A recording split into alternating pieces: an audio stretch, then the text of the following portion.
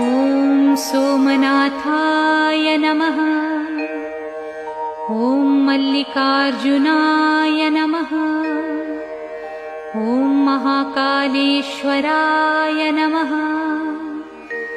ॐ ओंकारेश्वराय नमः। ॐ वैद्यनाथाय नमः। ॐ भीमशंकराय नमः।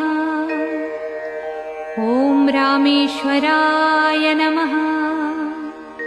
ॐ नागेश्वराय नमः। ॐ विश्वेश्वराय नमः। ॐ त्र्यंबकेश्वराय नमः। ॐ केदारेश्वराय नमः।